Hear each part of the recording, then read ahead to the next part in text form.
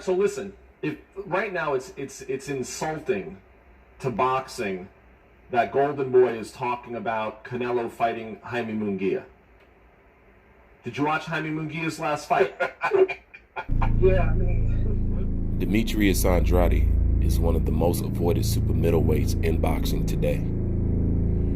Whether the opponent is the higher echelons of boxing or the lowest fighter on the totem pole, he is avoided by both. We've been wanting to get you on here for quite a while because in our opinion, you are the middleweight champion of the world. I'm not just blowing smoke because you're on with us. I personally think you're the most avoided middleweight in boxing today. Demetrius Andrade has been trying to mix it up with the best ever since he's been active and got back on the scene. In the beginning, he had promotional problems, which stagnated his career, and stagnated his process and his fight with Charlo and whatever and whatnot. But as soon as he got his promotional and his contracts and all that other stuff ironed out, he signed on with DAZN for a very good amount of money. He's on one of the highest downloaded platforms. He is a champion. So since having that problem with his promotional company, with his career, since that has gone underway and he has got it rectified, it's clear to see that he's been moving in the right way and he's been fighting the right kind of opponents. Not only that, for a man that's been stagnated as long as he has, he's also, in a way, passed up the Charlo brothers, and they've been active twice as longer than him. And it seems to me that Demetrius Andrade just cannot get the fights that he wants to fight, whether it's from Charlo to Triple G to Canelo Alvarez, from top and below. Both people below him and under him avoids him. But I wrote an article recently saying that I felt like the best middleweight fight to make at this point was you and Jermall Charlo. Now, as you guys know, Demetrius Andrade and Eddie Hearn offered Jermall Charlo a whopping $7 million to come over and fight on the DAZN, which is the highest, which is the most downloaded and the highest viewed sports platform in the world. And he offered him $7 million, which almost triples his highest payday that he has ever had, plus a unification. And Jermall Charlo turned it down. What makes sense is the network situation where I'm with DAZN. The biggest popular fighters in the middleweight division is with DAZN, and the Charlo has the brothers are not with that. So I mean, at the end of the day, are they good fighters? Yeah, they're good fighters. Are they somebody that's good to help the middleweight division? Yes, but I feel like I've been fighting, even though with my delays and my layoffs and my trouble, I still been fighting real live dogs than any of them. I'm still fighting real tough guys every time I come back over a year or two, while they keep fighting soft opposition.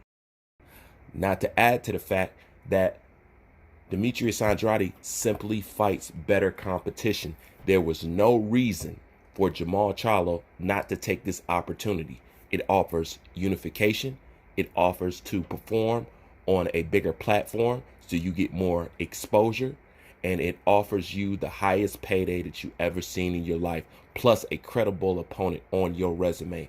It has all the incentives that somebody like Jermall Charlo claimed he got into boxing for. These are the fights that you pursue, just like Wilder in 120 million, just like Luis Ortiz in 8 million. It's the same thing. And so that right there alone puts me still in a higher position to get in there with the Canelo and Triple G. I mean, and speaking of that, to that point, why are we not seeing Demetrius Andrade against Canelo Alvarez or Triple G? Like, what are we missing here?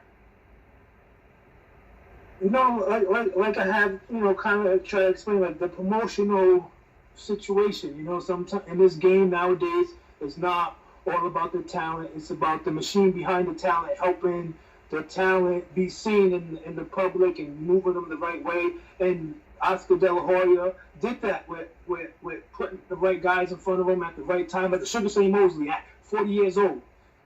Miguel Cotto at 40 years old. Now you want to fight a Kovalev at 40 years old. Like these guys that, that I couldn't have the opportunity to fight, and I wanted the same type of fight. It had to do with, clout, promotional power, networks, and stuff like that. So he's getting them fights that I couldn't get. And so Demetrius Andrade is telling you the 100% gospel. He's telling you the truth. Now, when it comes to Triple G, it's a conversation that I don't even think I need to have. Just observe his boxing record. Triple G, a lot of people gave Triple G a lot of praise. It was a lot of hype behind Triple G.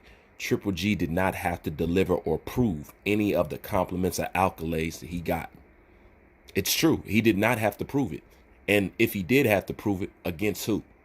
Because we already know his top names in his resume. Kell Brook came up in weight. Daniel Jacobs came up in weight. Canelo Alvarez, that is it. How long has Triple G been boxing? How long? And that is it. Okay? Same thing what he says about Canelo Alvarez. What he says about Canelo Alvarez is true. And Canelo Alvarez is somebody that I'll compliment to the end of my days. But it's true. Canelo Alvarez is not fighting people in their prime. Is he fighting good people? Yes. But is he fighting people that's at the same prime as him? You know what I'm saying? That's just as hungry, just as fresh as him. Is he fighting somebody? Has he fought somebody on the same level as him yet? In all actuality, as much as I love Canelo Alvarez, he hasn't. He's always been trying to fight fighters on the way out. Matter of fact, the last time that backfired was Mayweather. But I'm getting in there with the top 10 guys. These guys are getting in there with the, like I said, Steve Rose, the Rocky Fieldings, and then now you guys want to go beat up Kovalev that's 40 years old. I mean, is that really to me? Is that really like you're fighting somebody at their peak, fighting the best of when they're the best? And at the end of the day, it's not. I've always said that Canelo Alvarez used the power of a side, and I've said before, I respect and I understand the power of the A side. You know what I'm saying? You work hard to get yourself in the position to where things favor on your side, to make things more comfortable for you and less comfortable for your opposition. I respect and understand the A side.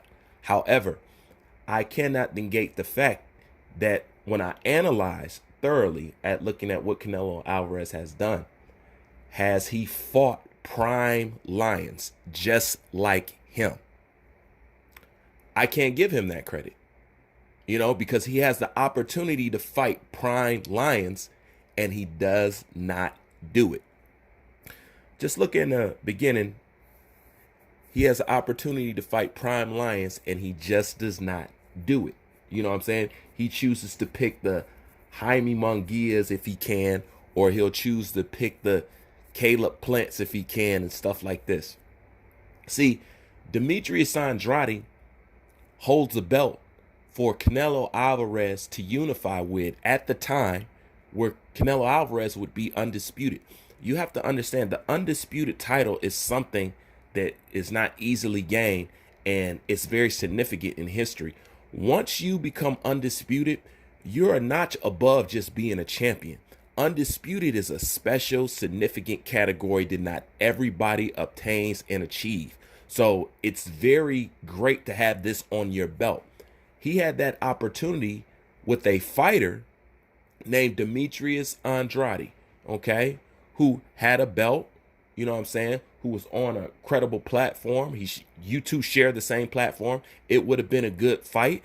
And not only that, as far as the matchmaking ability goes, as far as how promoters and people set up fights, they have the black and brown faction going on. So the systems is all go for it to work. But yet he doesn't fight Demetrius Andrade because he said Demetrius Andrade has not achieved anything. But he entertained the fact of fighting a Jaime Munguia. Not only that, he entertained the fact of trying to fight a Caleb Plant. Okay? If Demetrius Andrade is not on your level and is not suitable and has not done enough to basically step in the ring with you, how can you justify a Rocky Fielding or trying to fight a Jaime Munguia or trying to fight a Caleb Plant? You can't. Do you fight big dogs? Yes, you fight big dogs. But like I said before, like with PBC fighters, they're only going to fight you coming off a layoff. You have an existing injury, or they'll only fight you if you're coming up in weight. You know what I'm saying? All fighters, all stables have their little stig. That's called matchmaking. You know what I'm saying? It's an art to matchmaking. So like I said, I understand it. But when it comes to fighting prime meat, Canelo Alvarez has openly avoided Demetrius Andrade, and that would have been a good fight. That would have been prime meat, and that would have been fighting somebody in their prime. See, the prime thing and all these other stuff, as it seems to be to me, it only applies to urban fighters and black fighters. And I just got to call it like I see it, because the same rules don't apply for all boxers. This is something that I've been preaching since the beginning of my channel. The same rule does not apply for all boxers. You see, when Floyd Mayweather fought Miguel Cotto, what did they say about Miguel Cotto? That he was over the hill when he fought him, right? Right? But Canelo Alvarez fought Miguel Cotto. Now, Floyd fought Miguel Cotto in 2012, and you guys said he was over the hill.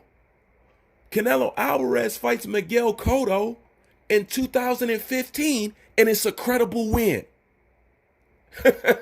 It's a credible win. I mean, you don't get no more. I could pull out examples like that over and over and over again. But until boxing fans start to be real with themselves, stop being fanboys, and assess all fighters on the same level as everybody else, we're always going to have this problem.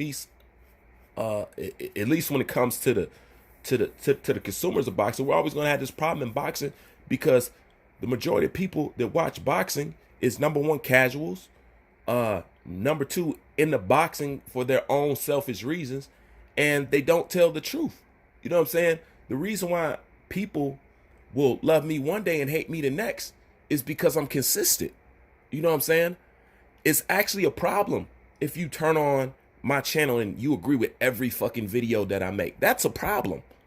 Okay? The only way you can know that I'm keeping some kind of integrity is if you are getting pissed off and if you are disliking what I'm saying, because at least you know I'm being consistent. It's when you agree with everything I say that somebody's not being genuine. But Canelo Alvarez, Triple G, and Jamal Charlo have completely avoided Demetrius Boo Boo Andrade. Now, Vasily Lomachenko is well respected. He's looked at as like a champion. He looked at as a guy who fights people and whatever and whatnot. Right. You know what I'm saying? Number one pound for pound. Right. Well, the number one pound for pound guy says the same thing that I say. Okay. He agrees. Canelo Alvarez fights people on their way out. Those are just the facts. These are not my opinion. This is just proof. But you're more than welcome to leave your opinion and what you think in the comment section. And at the end of the day, we don't get nowhere with ducking. If you apply the same pressure for people all across the board, nobody can duck. The reason why some people get away with ducking, because they know the climate of viewership and the fans. They know that you will only talk about this person ducking and won't talk about that person ducking. And boxers and promoters hide behind how fans react to certain people. You will mention and highlight the hell out of somebody over here, but you won't do it over there. That's where you have a problem when it comes to race and boxing. Okay? You only recognize ducking and all this other stuff when it comes to certain fighters, and then you ignore it when it comes to other fighters. This is the unbalance that's on YouTube. You want to know why the LDBC consistently lies to their people? Because they consistently want to be lied to. You know what I'm saying? They have to fill a void at the end of the day. You know, they like being lied to. All right? So if you want real boxing, and if you want people to tell you the truth, and you want unbiased boxing, you're going to have to accept sometimes that listening to unbiased boxing is going to offend you. That's my thoughts on it. Bruce Vane, I'm out. I actually have to fight a Charlo to get in the ring with them guys, because I'm still fighting top 10 guys while they fight the bottom.